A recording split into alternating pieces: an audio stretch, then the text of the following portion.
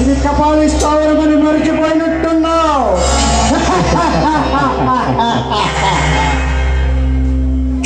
ధైర్యం అనే నీ బ్లడ్ తాగుతా, సాహసం అనే నీ ఊపిరిని తీస్తా. ఈ కపాలితో పట్టుకుంటే కాలగర్భంలో కలిసిపోతావని పిల్లగట్టే ప్రజలకు తెలియచేస్తా.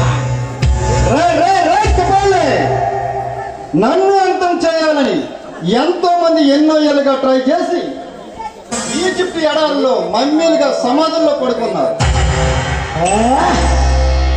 పెద్ద పెద్ద ఆఫీసుల సైతం ఈ కపాలి ముందు నిలబడి లెక్చర్లు ఇవ్వడానికి భయపడిపోతారు. ఒక కుర్ర కొంకని నిన్ను చూస్తే నాకే జాలేస్తుంది. ఎందుకు లేని నా మంత్రదండం వాడట్లే, వాడితే మసైపోతావు. డబ్బు కోసం అమాయకులను దారి కాచి వాళ్ళను చితకబాది వాళ్ళ సంపదను దోచుకు తినే నీలాంటి దౌడుబాజీ దొంగనా కొడుకులను పట్టుకొని ఈ పప్పుల పొలవేరుల్లో ఏరి పారేసే రౌడీ యోగేంద్రుడిని. నీలాంటి రౌడీని సైతం పెనెత్తు పానులా కమలించి మించే పెనెత్తు పానుని నువ్వెంత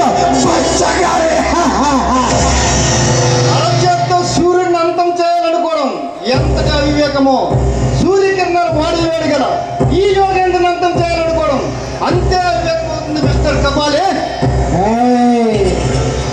చూడు యోగేంద్ర, ఇంతకీ నీకేం కావాలి?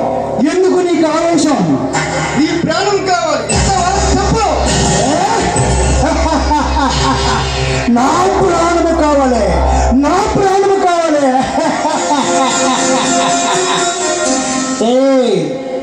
ప్రాణము కావాలన్నోడు ఎవ్వడు మిగలలేదు.